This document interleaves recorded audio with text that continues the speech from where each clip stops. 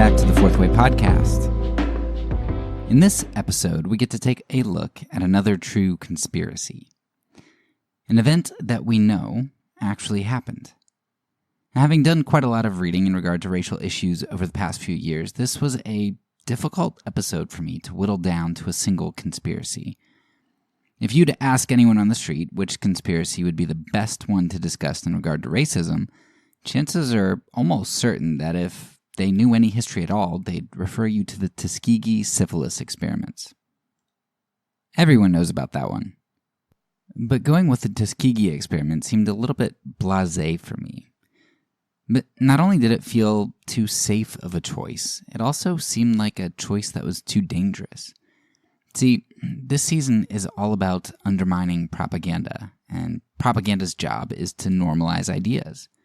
As I've said multiple times already this season, propaganda makes atrocities possible, or it makes them unbelievable. It makes the dehumanization of another group normal and certain so that one can dispose of them like refuse. Or it makes the righteousness and incorruptibility of one's own group so certain that one would think our group incapable of so great an evil.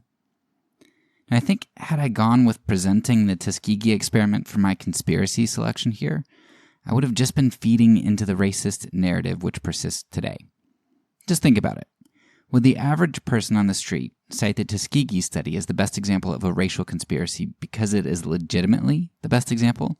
Or would they cite the study simply because it's the only racial conspiracy they know of? Now, I'd wager that the average person, if they could even name the Tuskegee experiment, probably couldn't tell you about any other true conspiracies. In that regard, the Tuskegee study has itself become a means of propagandizing the masses. When blacks or other minorities have a distrust of the state, we say, "Oh, come on, you don't trust the government or science because of something that largely happened before the Civil Rights era? Get over yourself. It was one conspiracy and it happened so long ago."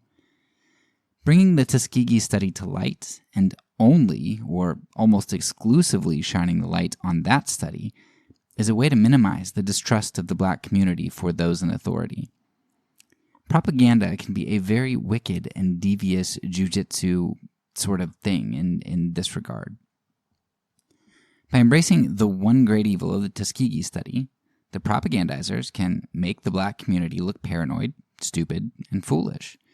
They can assert that such an evil is a fluke that isn't repeated, so we can really trust authority now. And they can deny any sort of systemic nature of racist mistreatment and atrocity, because one lone event can't be considered systemic. So in light of that thought process, I want to present to you a different true conspiracy. It's a conspiracy that is larger in nature, impacting hundreds of thousands of more individuals than the Tuskegee study, and one which is just as recent as Tuskegee. Now, maybe you're going to disagree with my selection here and think it's not really the best example, but it's an example that I haven't heard many people really talk about, and something that I think is pretty representative, and so I'm going with it. So today, I want to talk about McNamara's Morons. Now, McNamara's Morons isn't the kindest of titles when you discover that we're talking about people with intellectual disabilities here. Words like retard, idiot, and moron are extremely caustic when we hear them today. This change in values from the past, or at least a change in social pressure, which requires many to mask their true values, is probably why author Hamilton Gregory entitled his book McNamara's Folly, rather than McNamara's Morons, as the subjects that he writes about were commonly known as the more caustic version. But I don't really like that change, because changing the language actually caves into propaganda and allows it to win, and that it whitewashes the reality of what was going on. To call something a folly is to say, hey, you know what? Some mistakes were made. It's tragic, but we've all learned our lesson now. Let's leave the past in the past and move on. A folly is just a mistake, and errors aren't generally thought of as cruel justice issues. So keeping the harsh language, I think, is vital to seeking clarity. And I do appreciate that although Gregory has softened the title of his book, he still does use plenty of moron language throughout the book and refuses to whitewash the language throughout when he quotes others. I think that's a very important and great thing. Okay, so McNamara's Morons. What is this true conspiracy all about? Well, we have to travel all the way back to 1955. 1955 marks the year in which the Vietnam conflict began for the United States, a war which was drawn out for 20 years until 1975. However, the first 10 years of the war, or I guess it was a conflict at that point, didn't pose too much of a strain on the United States in terms of personnel commitments because it was a relatively low-key conflict. The low-key conflict changed in 1964 with the Gulf of Tonkin incident. In the Gulf of Tonkin, off the coast of Vietnam, a U.S. ship claimed that it was attacked by North Vietnamese forces. This seemingly overt aggression by the North Vietnamese caused Congress to move forward with giving President Johnson leeway to escalate the war in Vietnam. With the passage of the Gulf of Tonkin resolution, Johnson committed to sending many more troops and resources to fight in the Vietnam War. Now, on a side note, the Gulf of Tonkin incident is a well-known true conspiracy in and of itself, which became verified conspiracy with the work of insider Daniel Ellsberg, the guy who released the Pentagon Papers in 1971, and who had first-hand accounts of the cables that were coming in on the Gulf of Tonkin incident. So the government knew that the North Vietnamese were not really to blame for an attack, which was the pretense for the United States going to all-out war against North Vietnam.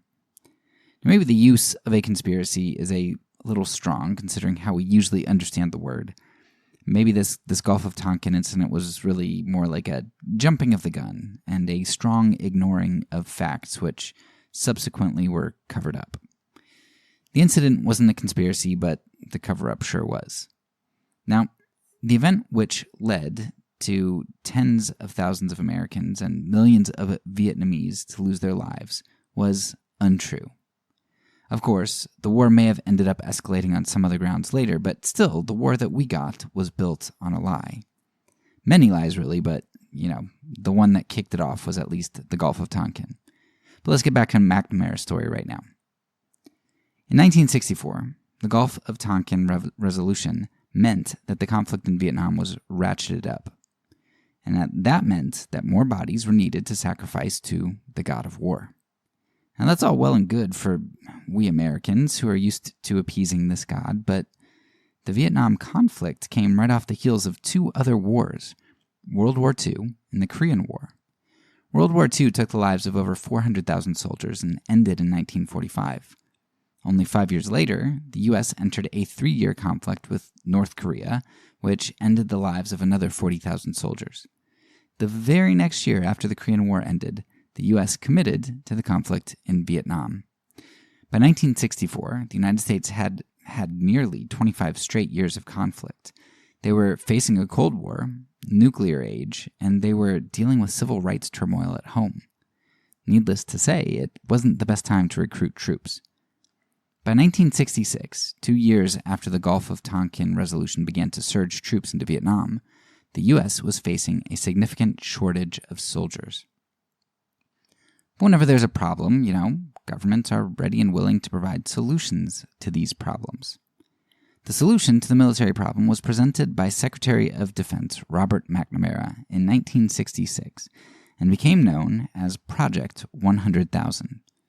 Project 100,000 is what we in this episode refer to as McNamara's Morons or McNamara's Folly.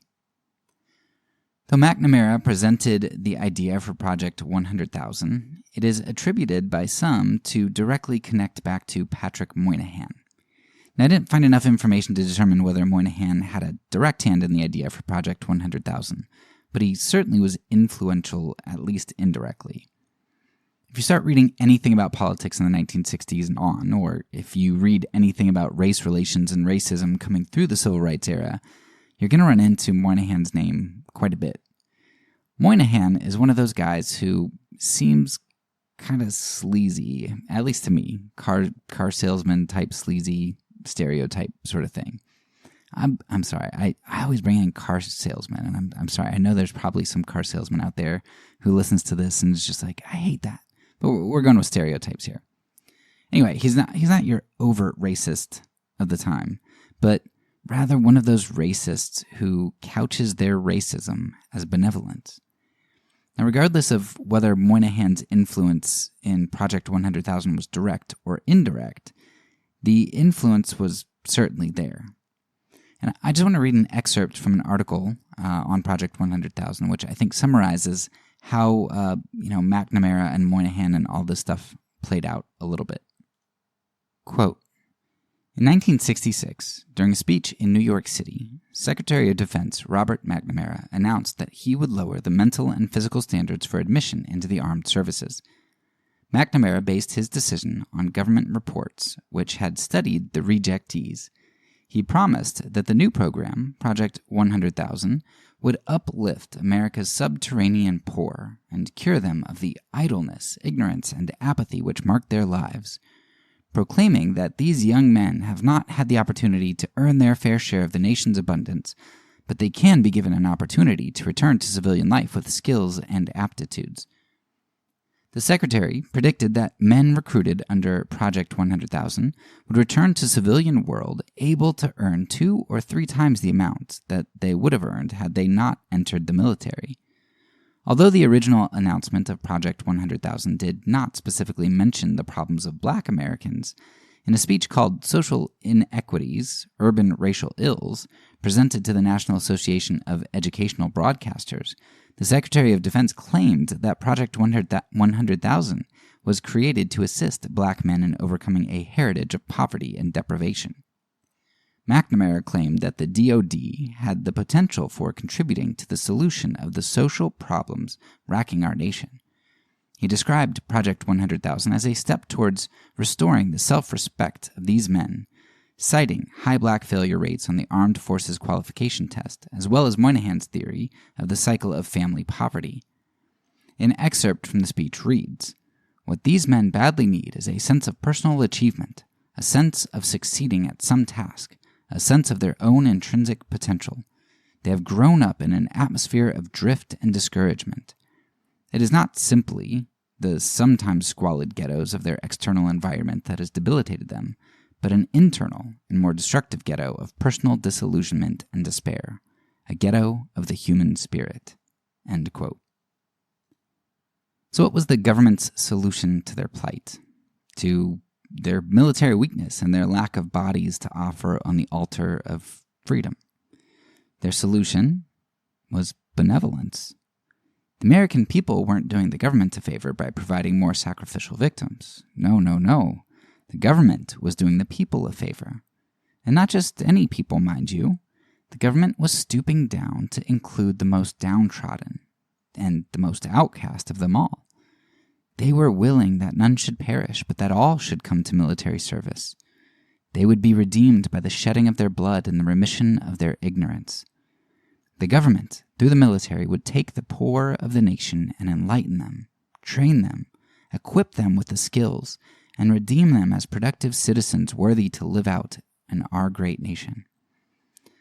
While on paper, Project 100,000 lowered the standards for all potential recruits, Blacks, whites, Hispanics, Native Americans, or anything else, given the demographics of the nation and McNamara's explicit rationale for redeeming Blacks in his social inequity speech, the minority community, and especially Blacks, were going to be significantly impacted by this policy. And this discrimination wasn't a new addition to the war, but something which was already going on. As the New York Times article linked in the show notes says, quote, African Americans also complained that they were disproportionately drafted, assigned to combat units, and killed in Vietnam. Statistics from the first 3 years of the war support these complaints. African Americans represented approximately 11% of the civilian population, yet in 1967, they represented 16.3% of all draftees and 23% of all combat troops in Vietnam. In 1965, African Americans accounted for nearly 25% of all combat deaths in Vietnam. By 1967, this percentage had dropped considerably to 12.7%, but the perception that Blacks were more likely to be drafted and killed remained widespread." End quote. It was in that year, 1967, that Dr. Martin Luther King Jr. gave his famous speech, Beyond Vietnam, at Riverside Church. In that speech, Dr. King blasted the war in Vietnam for the first time really overtly and in such a strong manner, as well as the domestic war on the poor. Now, coincidentally, or not coincidentally, Dr. King was assassinated exactly 1 year to the day from making that speech on April 4th, 1968. Talking about race was dangerous, but bringing the military-industrial complex and class into the discussion was a death warrant. King could rightly see who was being sacrificed on the altar. It was the poor, both the poor brown bodies of the Vietnamese and the poor brown and black bodies of Americans. Those who were being sacrificed were those deemed disposable by society. And now, McNamara wanted to extend the disposable class by lowering IQ requirements and other standards, allowing, as Johnson and McNamara called them, second-class citizens to be recruited and drafted. Now, there are a few things that you need to understand about Project 100,000 in order to really grasp the depths of the depravity involved here. If war is hell, then its purveyors are devils, and their recruits are tragic victims of all of the devil's hubris. But we have to ask why some victims were selected and not others. Why did the devils go after a population which centered around lower IQ individuals? First, they did this because they knew the demographics of this group. Many of the individuals who tested as having a lower IQ did so because they didn't speak English, or English wasn't their first language, or because they were illiterate or hadn't finished school. Of course, there were also plenty of others who legitimately had lower natural IQs. But the point is that this demographic tended to draw from a lower class and, statistically, a higher percentage of minorities.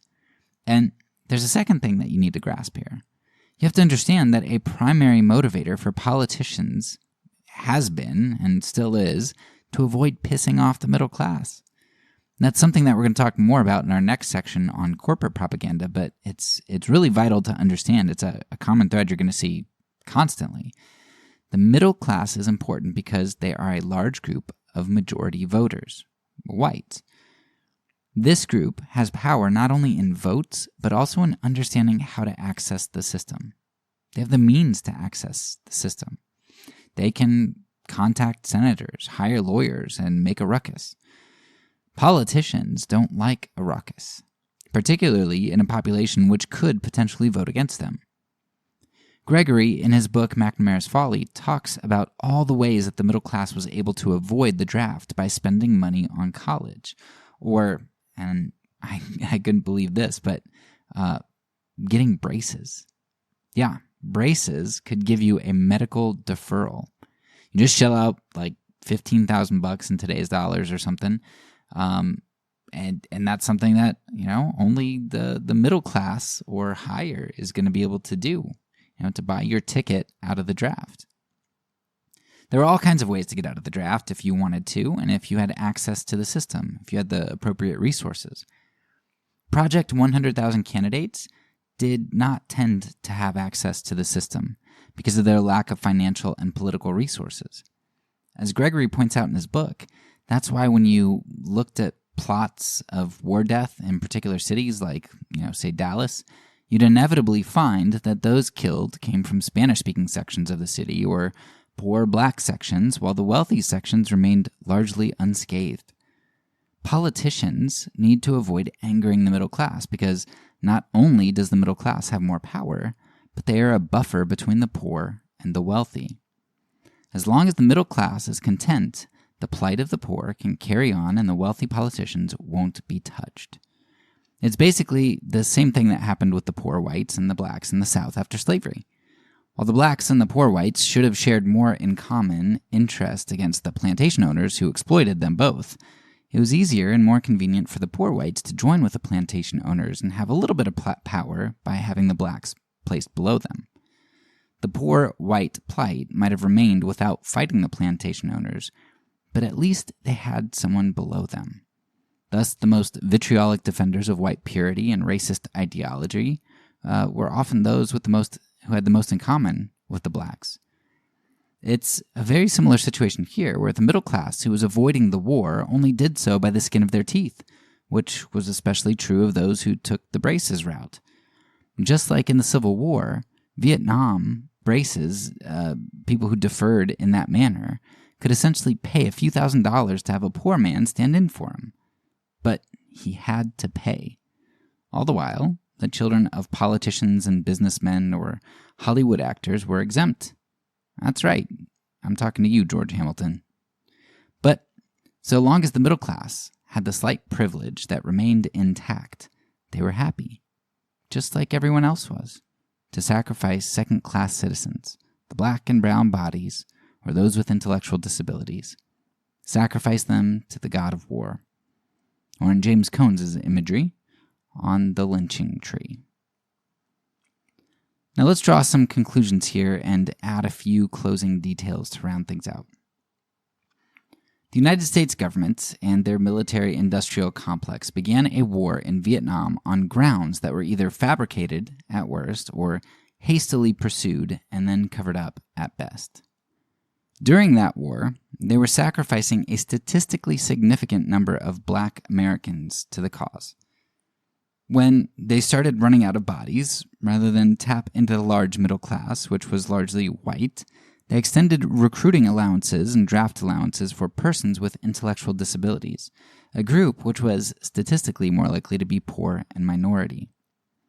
Those in government who did this claimed that it was to help blacks learn skills and fight the inferiority of their cultural upbringing, which lacked discipline and structure, though most recruits never were trained with the skills that were promised to them. These men died at a rate that was something like 3 times higher than the average infantryman. And while the government was sacrificing black bodies abroad, it was also sacrificing black bodies at home, including the body of the most famous black man at the time, Dr. King, a man who chose to speak out against racial and economic injustice perpetuated by the Empire of the United States. Even though this episode wasn't exclusively about race, as there were many white recruits captured under Project 100,000, I think that you can clearly see how the effects are racially top-heavy, and how McNamara was definitely focused on racial component here. The initiative disproportionately impacted more minorities than it did white middle-class individuals, and I think that's important to understand for my group, white middle-class Christians. This is what systemic racism looks like. When you can make a seemingly benign policy or, fair policy on paper and simply expand the recruiting requirements, but that policy clearly impacts a group that's, disproportionate to other groups, and it benefits another group disproportionately, that's injustice and racism baked into the system. But when you're like many in my group who buy into the myth of American benevolence and greatness, then you can't see through the legerdemain of McNamara's speech.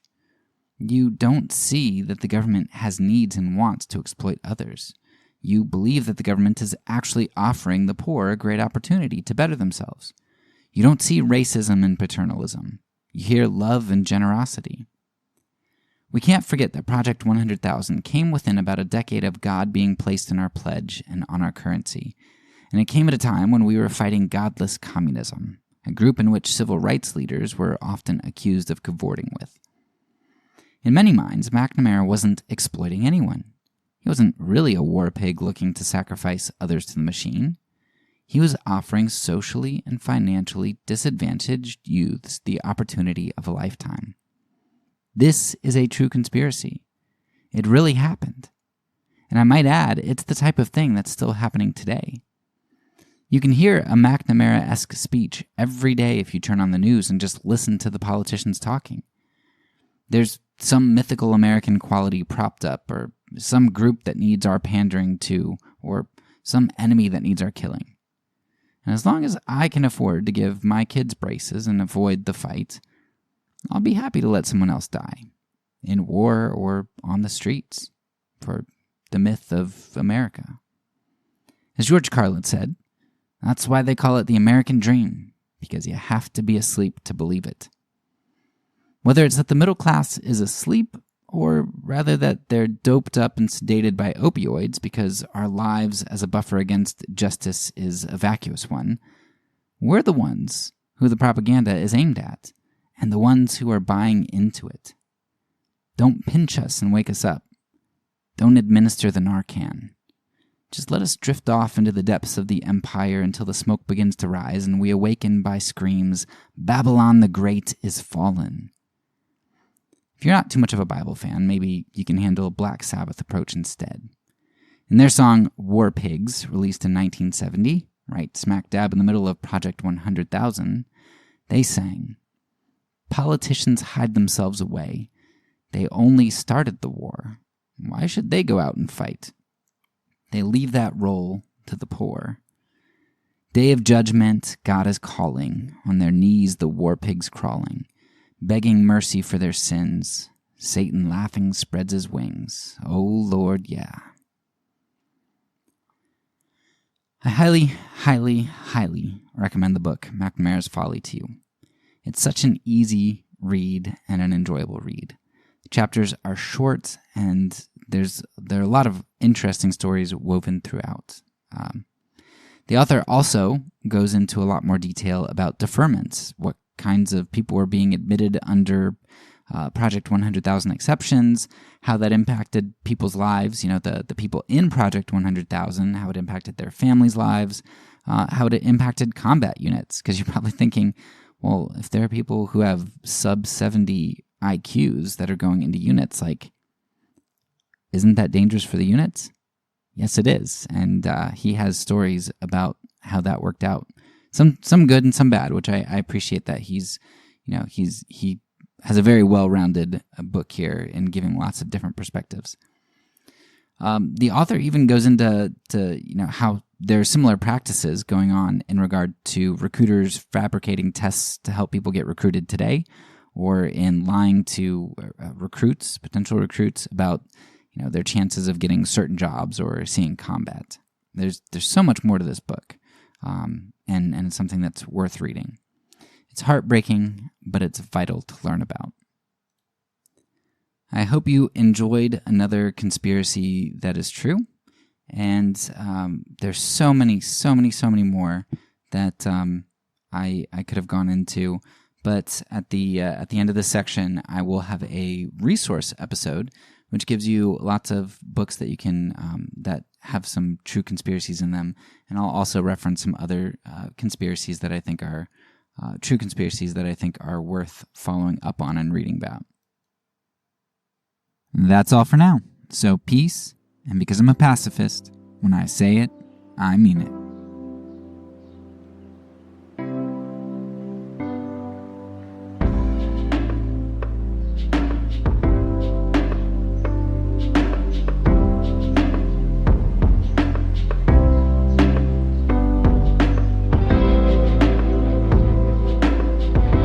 This podcast is a part of the Kingdom Outpost Network. Please check out the links below to find other great podcasts and content related to nonviolence and kingdom living.